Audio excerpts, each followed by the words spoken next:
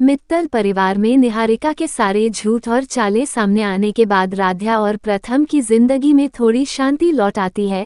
राध्या फिर से अपने मिठाइयों के बिजनेस को बढ़ाने में लग जाती है और परिवार भी अब उस पर गर्व महसूस करता है। लेकिन तभी कहानी में नया मोड़ आता है जब निहारिका किसी और नाम से वापस लौटती है और अपने साथ लाती है एक नए पार्टनर को जो खुद को इन्वेस्टमेंट एक्सपर्ट बताता है, पर असल में निहारिका का पुराना साथी होता है।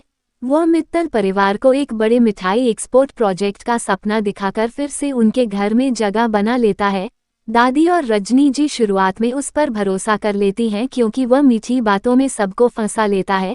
वहीं राध्या को कुछ अजीब महसूस होता है, पर सब उसे कह देते हैं कि वह ज्यादा सोचती है।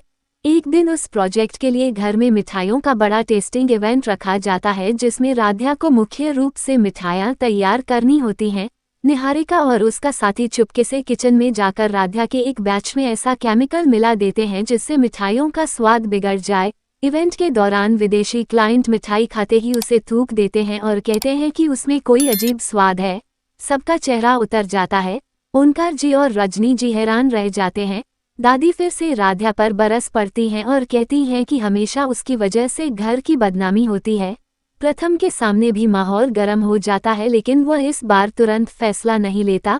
वह जानता है कि पिछली बार भी सच्चाई कुछ और थी, इसलिए वह चुपचाप किचन की सीसीटीवी फुटेज मंगवाता है। फुटेज में कोई परछाई दिखती है जो निहारिका के नए पार्टनर की होती है। उसी समय राध्या को अपने बनाए बैच के नोट्स मिलते हैं जिसमें टाइम और सामग्री का पूरा रिकॉर्ड होता है, जिससे साबित होता है कि उसने कोई गड़बड़ी नहीं की।